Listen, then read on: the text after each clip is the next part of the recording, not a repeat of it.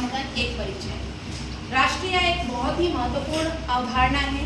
जब स्टार्टिंग में आपको बताया गया था कि इस सत्र में मतलब कक्षा 12वीं में आपको अर्थशास्त्र की दो शाखाओं का अध्ययन करना है, एक व्यष्टि अर्थशास्त्र और दूसरा समष्टि अर्थशास्त्र। जब आपको व्यष्टि अर्थशास्त्र बताया गया था तो बताया गया था कि व्यष्टि अर्थशास्त्र व्यक्तिगत इकाइयों का अध्ययन करता है, ठीक है, और समष्टि अर्थशास्त्र जो है वो समग्र इकाइयों का अध्ययन करता है। तो समग्र इकाइयों का जब अध्ययन किया जाता है तो हम चाहते हैं कि अर्थव्यवस्था की ऐसी समस्याएं या अर्थव्यवस्था के ऐसे मुद्दे जिसका प्रभाव संपूर्ण अर्थव्यवस्था पे होता है उसको हम किसमें शामिल कर लें, समष्टि अर्थशास्त्र में शामिल कर लें। तो वो सबसे पहला जो महत्वपूर्ण अवधारणा है वो है राष्ट्रीय आय।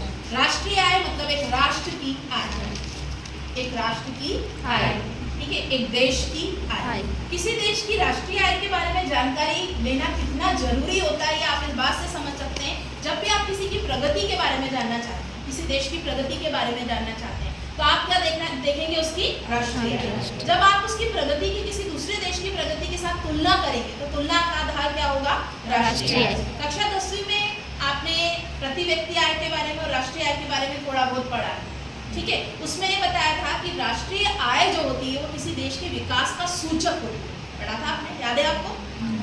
विकास जो आपने पहला अध्याय पढ़ा था कक्षा 10वीं में, विकास, उसमें कहा था कि किसी भी देश की विकास का सबसे महत्वपूर्ण सूचक क्या होता है, उसकी राष्ट्रीय आय। फिर आगे चल के ये बताया गया था कि राष्ट्रीय आय केवल बढ़ना ही, किसी भी देश की राष्ट्रीय आय का केवल बढ़ना ये नहीं बताता कि उस देश का विकास हो रहा है, बल्कि राष्ट्रीय आय का वितरण भी कैसा होना चाहिए, समान होना चाहिए।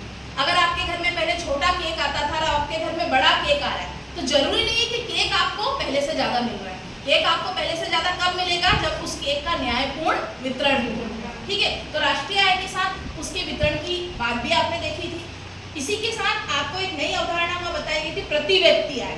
प्रति व्यक्ति आय का क्या तात्पर्य है कि देश का हर नागरिक जो है वो राष्ट्रीय आय का कितना भाग प्राप्त कर रहा है, उसे हम कहते थे प्रति व्यक्ति आय, ठीक है। अब यहाँ पर राष्ट्रीय आय जो है लेखांकन के बारे में, एक राष्ट्रीय आय जो है उसकी गणना कैसे की जाती है उसके बारे में कक्षा 12वीं के समष्टि अर्थशास्त्र के अध्याय में आप पढ़ने जा रहे हैं। विश्व के प्रत्येक देश का प्रमुख उद्देश्य आर्थिक विकास करना होता है कि नहीं होता है? हर देश चाहता है कि अपना क्या करे, आर्थिक विकास करे। भारत जैसे अल्प विकसित, अब हम अल्प विकसित शब्द यूज ना करते हुए क्या शब्द यूज करेंगे, विकासशील। भारत जैसे विकासशील देशों के लिए आर्थिक विकास सबसे महत्वपूर्ण अवधारणा है। आर्थिक विकास में वृद्धि की दर को एक निश्चित अवधि में राष्ट्रीय आय में वृद्धि के रूप में मापा जाता है। हम देख सकते हैं कि अगर राष्ट्रीय आय जो है वो लगातार उसमें वृद्धि हो रही है तो हम ये मान के चलते हैं कि देश का आर्थिक विकास उससे हो रहा है। एक देश के विभिन्न वर्षों में राष्ट्रीय आय के आंकड़ों का अध्ययन करके उस देश की आर्थिक प्रगति को ठीक से समझा जा सकता है।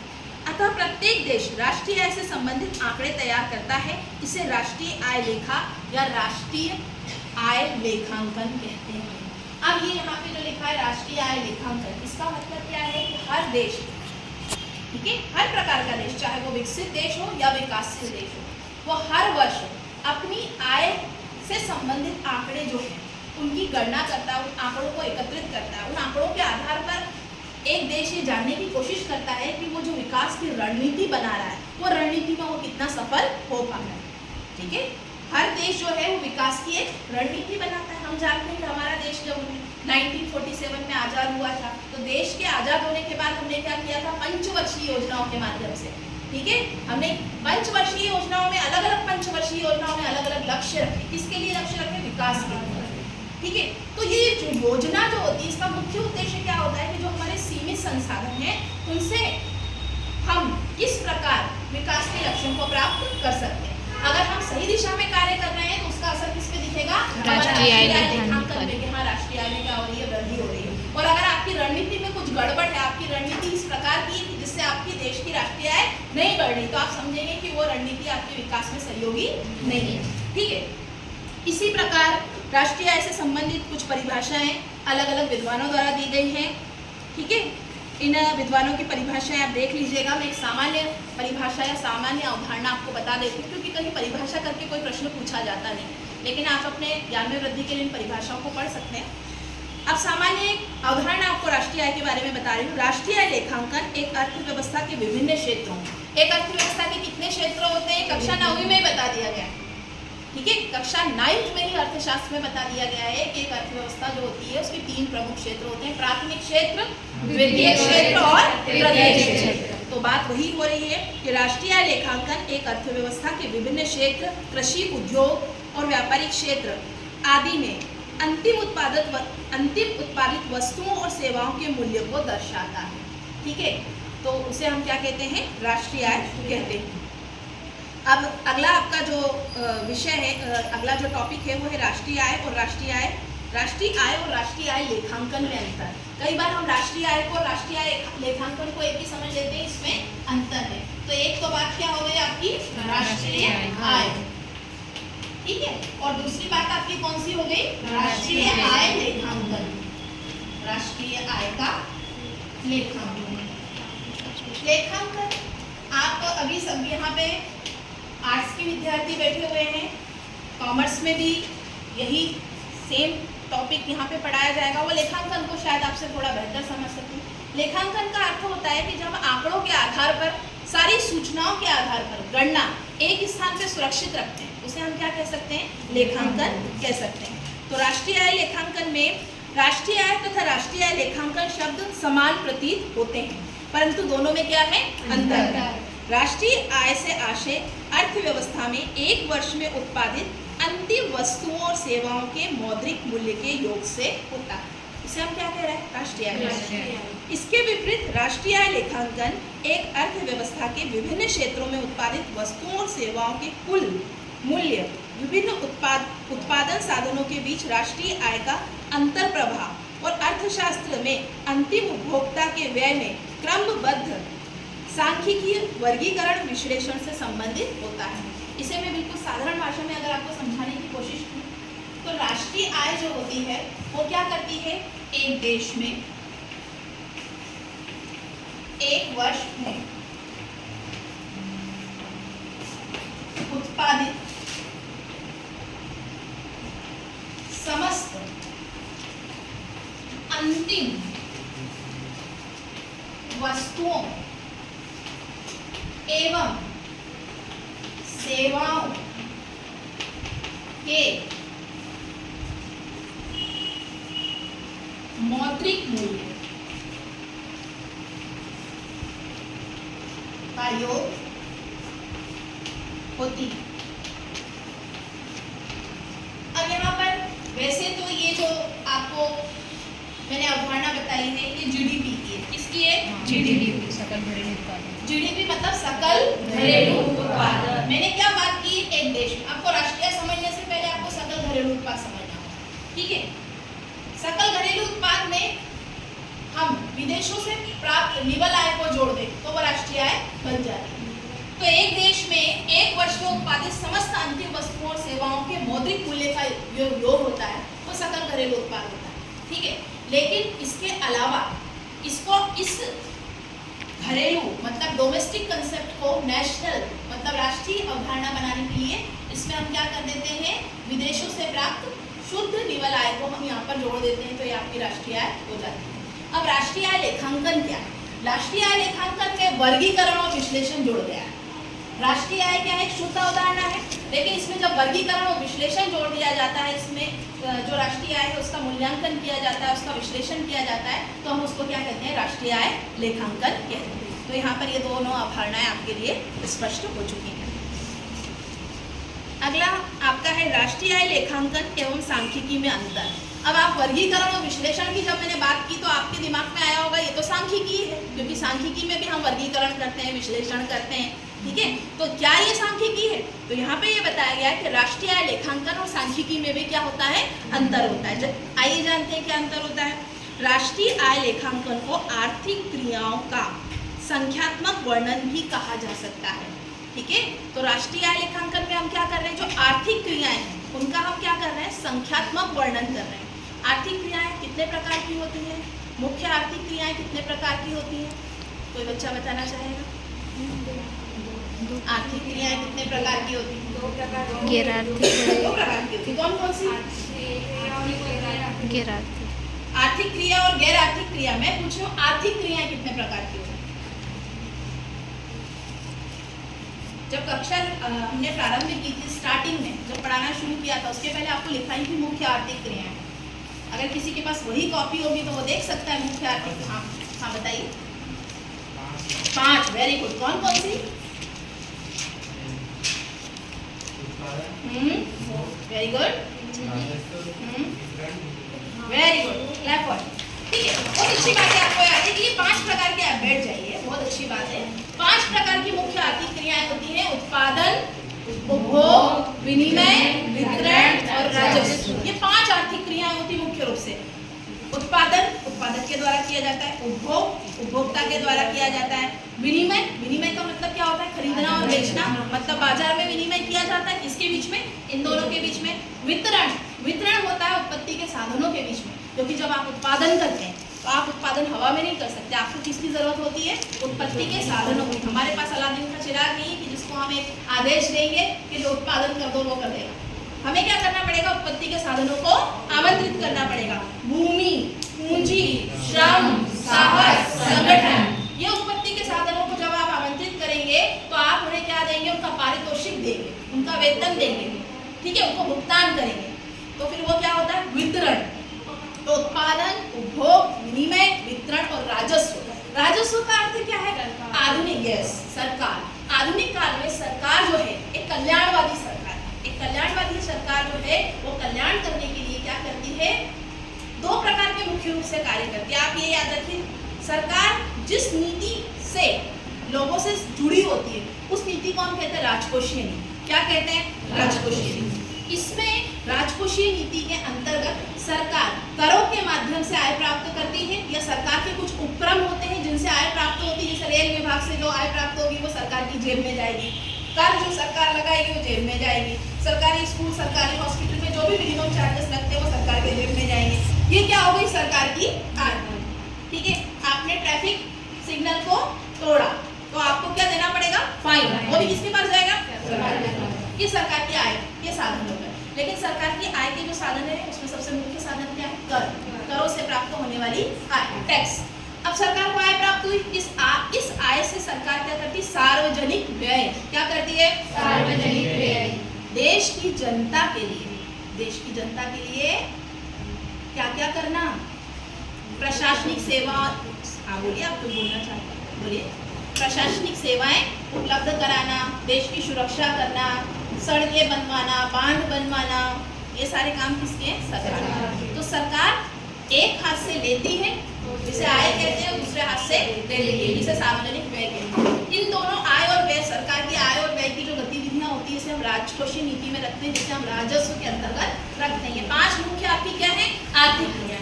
इन आर्थिक क्रियाओं का जब आप संख्यात्मक वर्णन करेंगे तो वो क्या है? राष्ट्रीय आय लेखांकन है। ये सांख्यिकी से अलग है।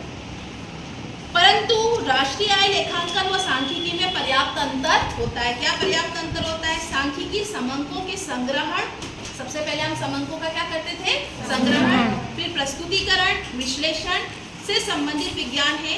इसमें तथ्यों के समूह तथा अनुमान का अध्ययन किया जाता है। ठीक है, जैसे कि देश की जनसंख्या, थोक मूल्य सूचकांक, देश में कृषि और औद्योगिक वस्तुओं के उत्पादन की मात्रा।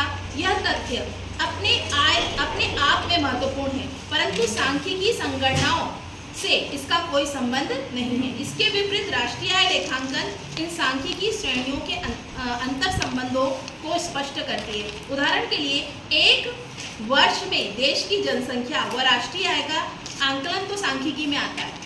और अगर आप चाहते हैं कि सांख्यिकी गणना की जाए तो अगर सांख्यिकी में क्या क्या आ जाएगा कि देश में कितनी जनसंख्या है, ये आ जाएगा, ये भी आ जाएगा कि राष्ट्रीय आय कितनी है। परंतु इन दोनों के बीच में क्या संबंध है, उस संबंध की व्याख्या कौन करेगा? राष्ट्रीय आय लेखांकन करेगा। ठीक है, तो सांख्यिकी क्या करती है? समंकों को प्रस्तुत करती है, उनका वर्गीकरण विश्लेषण भी करती है, लेकिन उस समंकों के अंतर संबंध के बारे में जानकारी हमें कौन देता है? राष्ट्रीय आय लेखांकन देता है। इसी से संबंधित एक और टॉपिक है राष्ट्रीय लेखा प्रणाली का विकास। ठीक है, राष्ट्रीय लेखा प्रणाली का विकास। जब आप पहले पढ़ चुके हैं कि हमारा देश जब गुलाम था 200 वर्षों तक हम किसके गुलाम रहे? अंग्रेजों के गुलाम रहे। उन 200 वर्षों के दौरान अंग्रेजों ने हमारे देश की राष्ट्रीय आय की गणना के बारे में गणना करने के लिए या राष्ट्रीय आय के बारे में जानने के लिए कोई प्रयास नहीं किए। व्यक्तिगत रूप से कुछ प्रयास किए गए थे, कुछ व्यक्तिगत प्रयास किए गए थे, उनका नाम आपसे पूछा गया था। कोई बताएगा कौन कौन से लोग थे जिन्होंने व्यक्तिगत रूप से भारत की राष्ट्रीय आय जानने के प्रयास किए थे ब्रिटिश शासनकाल में? भारत के लोग Dadabhai Naoroji, VK RV Rao, RC Desai, ये सब आपको 5 नाम याद करवाए थे ना। भारत में राष्ट्रीय आय की गणना सबसे पहले किसने की थी? हमारे घर में सबसे पहले काम कौन करता है? कोई सबसे पुरानी कोई चीज है तो कौन लाता है? दादाजी। तो दादा भाई नारोजी किसने की थी? दादा भाई नारोजी ने राष्ट्रीय आय की गणना की थी। उसके बाद वीके आरवी राव भी आए। सबसे ज्यादा ऑथेंटिक या सबसे ज्यादा मान जिसको दिया जाता है वो वीके आरवी राव। ये सब लिखा है आपकी किताब में, पढ़ने की जरूरत है। ठीक है, आगे आगे पढ़ते जा रहे, पीछे पीछे बोलते जा रहे। आगे राष्ट्रीय लेखा प्रणाली का विकास कब हुआ? तो राष्ट्रीय लेखा प्रणाली का प्रादुर्भाव जो है 17वीं शताब्दी में हुआ था, इंग्लैंड में हुआ था। सर विलियम, ठीक है, सर विलियम ने 1676 में पुस्तक लिखी थी, ठीक है, पॉलिटिकल अर्थमेटिक, जिसमें उन्होंने बताया कि एक देश की राष्ट्रीय आय एक वर्ष में श्रमिकों द्वारा उत्पादित मूल्य का योग होती है। इसका विकास होता गया। 18वीं और 19वीं शताब्दी में इंग्लैंड, उसके बाद फ्रांस और अन्य देशों ने भी राष्ट्रीय लेखा प्रणाली को विकसित किया और 20वीं शताब्दी में इस ढंग से इसका अच्छे ढंग से इसका विकास हो चुका था। फिर आया द्वितीय विश्व युद्ध। कब हुआ था द्वितीय विश्व युद्ध?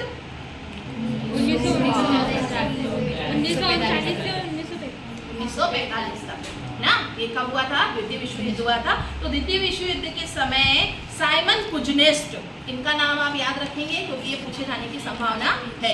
साइमन कुजनेस्ट ने सर्वप्रथम राष्ट्रीय लेखा प्रणाली को सुव्यवस्थित ढंग से प्रस्तुत किया। इसके पहले के नाम पूछे जाने की संभावना बिल्कुल कम है।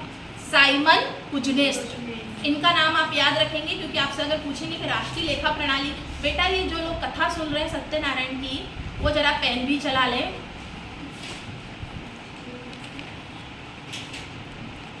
साइमन कुजनेस्ट, इनका नाम आप याद रखेंगे। तो इन्होंने राष्ट्रीय आय लेखांकन प्रणाली का सुव्यवस्थित ढंग से जो है प्रस्तुतिकरण किया। इसके पश्चात जो है धीरे धीरे इस प्रणाली का तेजी से विकास होने लगा। 1947 तक सभी देशों ने इस प्रणाली को व्यापक आधार पर प्रयोग करना शुरू कर दिया और 1960 तक राष्ट्रीय संघ ने एक ऐसी राष्ट्रीय लेखा प्रणाली का विकास कर लिया था जिसके द्वारा विभिन्न देशों की आर्थिक क्रियाओं का तुलनात्मक अध्ययन हो सके। इसे मानक राष्ट्रीय लेखा प्रणाली के नाम से जाना जाता है। तो ये 1960 में जो मानक राष्ट्रीय लेखा प्रणाली, इसके बारे में भी प्रश्न आपसे पूछा जा सकता है। तो 1960 में मानक राष्ट्रीय लेखा प्रणाली का विकास किया गया, जिसका मुख्य उद्देश्य क्या था? अलग अलग देशों की तुलना करना, अलग अलग देशों की तुलना करना। जैसे आज हम चाइना के बारे में बात करें तो चाइना जो है उसका मुख्य, देखो कहते हैं ना कि अगर आपका दुश्मन बड़ा है मतलब आपका स्टेटस भी क्या है? हाई है। छोटा दुश्मन है तो मतलब आप ज़्यादा दम नहीं रखते हो। आपका दुश्मन बड़ा है मतलब आपका स्टेटस भी हाई है। वर्तमान में चाइना का दुश्मन कौन बना हुआ है? भारत बना हुआ है। अभी एक व्यापारिक युद्ध चल रहा है चाइना का, वो किसके साथ चल रहा है? अमेरिका के साथ चल रहा है, ठीक है। तो अमेरिका और चाइना जो है उनके बीच में व्यापार युद्ध चल रहा है, जिसको बोलते हैं ट्रेड वॉर। क्या चल रहा है? Trade war. किसके बीच में? चाइना और अमेरिका के बीच में। तो चाइना जो है उसका जो भारत, हम कहते हैं ना भारत 1947 में आजाद हुआ, चाइना भी उसी समय हुआ। भारत के साथ साथ पाकिस्तान भी हुआ। आज कहाँ पाकिस्तान है, कहाँ भारत है, कहाँ चाइना है? सबका जन्म एक साथ हुआ, लेकिन उसके बाद हम जन्म कह सकते हैं। उसके बाद जो है इनकी विकास की रणनीतियाँ जो रही, उस विकास की रणनीतियों की सफलता अलग अलग स्तर पर रही, जिसके कारण आज इनके विकास का स्तर कैसा है? अलग है। बात समझ में आ रही? तो जो ये बात कर रहे हैं कि 1960 में जो है मानक राष्ट्रीय लेखा प्रणाली विकसित की गई, इसका उद्देश्य क्या था कि देश, जो विभिन्न देश हैं उनके बीच में विकास का स्तर है उसकी तुलना किस प्रकार से की जाएगी। भारत में राष्ट्रीय आय लेखा प्रणाली के विकास के बारे में अगर हम बात करें तो भारत में स्वतंत्रता के पूर्व राष्ट्रीय आय का अनुमान व्यक्तिगत आधार पर लगाए गए, परंतु इन अनुमानों की अवधारणा जो थी उसमें अनेक दोष विद्यमान थे। जब व्यक्तिगत स्तर पर हर व्यक्ति करेगा तो सबके क्या होंगे? अनुमान कैसे होंगे? अलग अलग होंगे, ठीक है। अगस्त 1949 में राष्ट्रीय आय समिति का गठन किया गया। इस डेटा को आप याद रख लेना बुक में से। कब है ये? अगस्त 1949, ठीक है, आप भी लिख लीजिएगा। इसका विकास किया गया। इस समिति ने सुव्यवस्थित ढंग से राष्ट्रीय आय की गणना का कार्य प्रारंभ किया और 1950 में राष्ट्रीय न्यायाधीश निर्देशालय का गठन किया गया। 1950 में राष्ट्रीय न्यायाधीश निर्देशालय का गठन किया गया। इसे राष्ट्रीय आय के अनुमान लगाने के लिए कुछ अतिरिक्त आंकड़े एकत्रित करने का कार्य सौंपा गया। उसके बाद 1995 में राष्ट्रीय आय की गणना के लिए केंद्रीय सांख्यिकी संगठन CSO, केंद्रीय सांख्यिकी मतलब इसका कुछ भी नहीं है, ये अलग अलग व्यवस्थाएं जो समय समय पर की गई वो सब नाम आपके सामने आ गए। केंद्रीय सांख्यिकी संगठन, केंद्रीय सांख्यिकी संगठन, ये संगठन को काम सौंप दिया गया कि आप राष्ट्रीय आय के आंकड़ों का संकलन करें। कब सौंप दिया गया काम? 1995 में। केंद्रीय सांख्यिकी संगठन ने 1961 से लेकर तो 1964-65 की अवधि में राष्ट्रीय आय को संशोधित श्रृंखला प्रस्तुत की। तब से राष्ट्रीय आय लेखा सांख्यिकी प्रकाशन प्रतिवर्ष CSO द्वारा किया जा रहा है, ठीक है। 1995 से लेकर आज तक CSO जो है राष्ट्रीय आय से संबंधित आंकड़े जो है उसको प्रस्तुत कर रहा है। संशोधित वगैरह इतना याद मत रखो। इसे राष्ट्रीय आय का श्वेत पत्र कहा जाता है। ये प्रश्न पूछ सकते हैं, ऐसे प्रश्न जरूर पूछे जाते हैं। इसे राष्ट्रीय आय का क्या कहा जाता है? श्वेत पत्र। किसको? CSO जो राष्ट्रीय आय की गणना करता है उसे क्या कहा जाता है? राष्ट्रीय आय का श्वेत पत्र कहा जाता है। इस श्वेत पत्र में भारतीय अर्थव्यवस्था के विभिन्न क्षेत्र में होने वाली आर्थिक क्रियाओं की जानकारी होती है। अगर आपसे पूछें राष्ट्रीय आय का श्वेत पत्र कहा जाता है उसमें क्या होती है, तो आर्थिक क्रियाओं की जानकारी होती है। कौन सी आर्थिक क्रियाएं? जो एक देश में की जा रही है। एक देश में कितने क्षेत्र हैं? मान लीजिए घर है, इसमें कितने कमरे हैं? एक प्राथमिक क्षेत्र है, एक द्वितीय क्षेत्र है, एक तृतीय क्षेत्र है। तो प्राथमिक, द्वितीय और तृतीय क्षेत्र में जो आर्थिक गतिविधियां हो रही है उसकी जानकारी किसमें होती है? श्वेत पत्र में। ये श्वेत पत्र कौन प्रकाशित करता है? CSO, केंद्रीय सांख्यिकी संगठन, सेंट्रल स्टैटिस्टिकल ऑर्गेनाइजेशन, ठीक है। तो आप CSO याद रखेंगे, केंद्रीय सांख्यिकी संगठन इसको याद रखेंगे। इसके बाद ये है कि जब राष्ट्रीय आय के बारे में, राष्ट्रीय आय लेखांकन के बारे में हम इतना पढ़ रहे हैं तो इसका महत्व क्या है? इसका क्या महत्व है? पहला महत्व ये कि आर्थिक प्रगति की जानकारी मिलती है। पहला महत्व क्या है? आर्थिक प्रगति के बारे में आपको जो जानकारी मिलती है वो किससे मिलती है? राष्ट्रीय आय लेखांकन से मिलती है, ठीक है। आपका देश प्रगति कर रहा है या नहीं कर रहा है इसकी जानकारी आपको किससे मिलेगी? राष्ट्रीय आय लेखांकन से मिलेगी। जैसे अभी आपने पढ़ा था कि जो सांख्यिकी है उसका कार्य क्या होता है कि वो जनसंख्या के बारे में बता दे। उसका कार्य क्या होता है? राष्ट्रीय आय के बारे में बता दे। लेकिन जनसंख्या और राष्ट्रीय आय के बीच में आपस में कैसा संबंध है उसको कौन बताएगा? राष्ट्रीय आय लेखांकन बताएगा। अगर देश में विकास होता है, हम कहते हैं देश की राष्ट्रीय आय बढ़ रही, हम क्या कहते हैं? राष्ट्रीय आय बढ़ रही, लेकिन प्रति व्यक्ति आय नहीं बढ़ रही। राष्ट्रीय आय बढ़ रही है लेकिन प्रति व्यक्ति आय नहीं बढ़ रही, तो हम क्या कहेंगे कि राष्ट्रीय आय का जो वितरण है वो कैसा है? असमान। आपके घर में बड़ा केक आया पर आपको तो मिला ही नहीं। आपके घर में बड़ा केक आया, पहले छोटा केक आता है, ठीक है। अब आपके घर में बड़ा केक आ गया, आप खुश हो गए कि यार मेरे घर बड़ा केक आया है। ऐसे आपके देश की राष्ट्रीय आय बढ़ गई, तो तब हर व्यक्ति तब खुश होगा ना जब उसके हिस्से में ज्यादा भाग आएगा, तभी तो उसका कल्याण होगा। तो राष्ट्रीय आय लेखांकन ये बताता है कि जो आप विकास के लिए जो गतिविधि अपना रहे हैं, जो रणनीति अपना रहे हैं वो कितनी प्रभावपूर्ण है, ठीक है। तो ये पहला बात आपकी ये हो गई। दूसरा है राष्ट्रीय आय में के वितरण का ज्ञान। वही राष्ट्रीय आय का वितरण समान है या कैसा है? असमान। अगर राष्ट्रीय आय का वितरण समान होगा तो देश का विकास माना जाएगा, वरना देश का विकास नहीं माना जाएगा। अगर राष्ट्रीय आय बढ़ती है लेकिन देश के कुछ वर्गों की ही आय बढ़ती है, बाकी सारे वर्ग कैसे रहते हैं? वैसे ही रह जाते हैं, गरीब ही रह जाते हैं, तो क्या आप इसको विकास कहेंगे? नहीं कहेंगे, ठीक है। तो विकास का अर्थ क्या है? जब देश के हर एक व्यक्ति तक उस विकास के लाभ पहुंचे तो हम उसे क्या कहेंगे? विकास कहेंगे। अगला है नीति निर्धारण में महत्व। भाई नीति निर्धारण में राष्ट्रीय आय लेखांकन का महत्व होता है। क्यों? जब हम कुछ नीतियों को सफल होते हुए देखते हैं तो हम समझते हैं कि हमारे देश में क्या है, इस प्रकार की नीति की आवश्यकता है।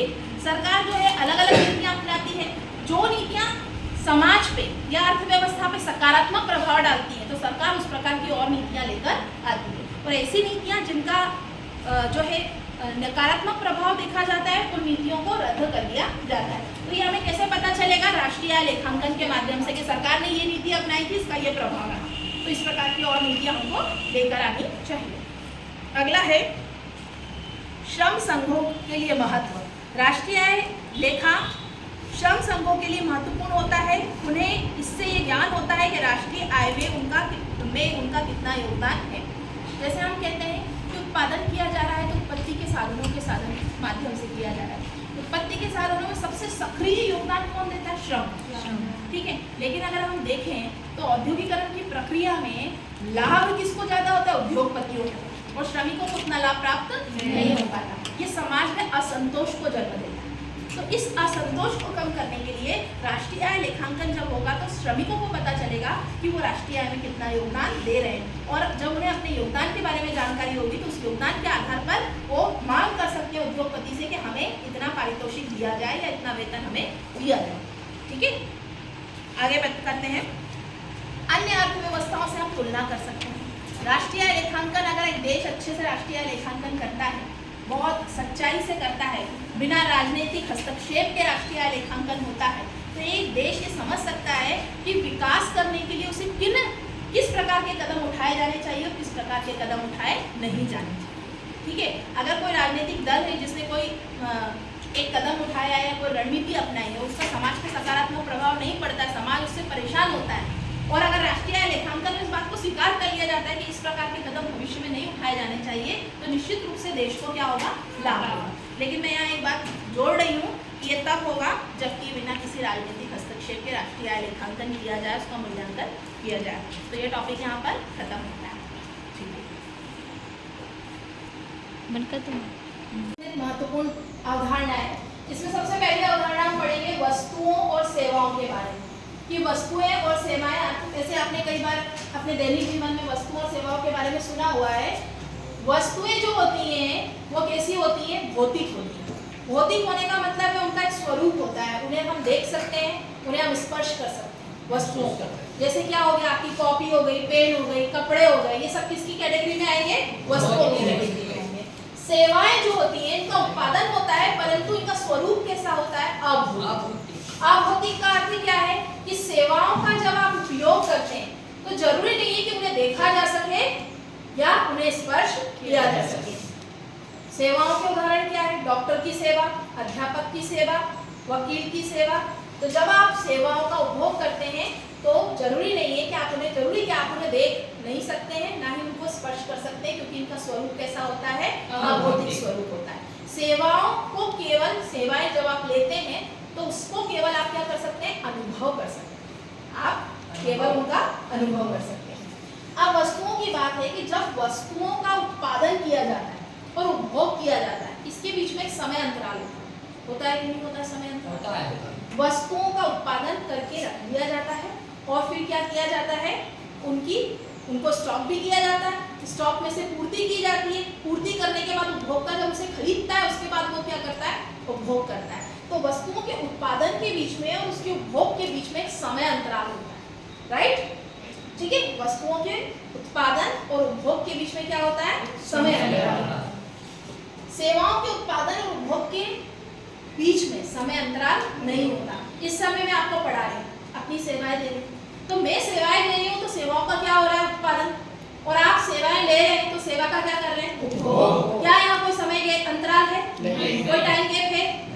ठीक है, मैं यहाँ से बोल रही हूँ, वहाँ आपको समझ में आ रहा है। तो जब सेवाओं की बात होती है तो सेवाओं के उत्पादन और उपभोग के बीच में समय अंतराल नहीं होता।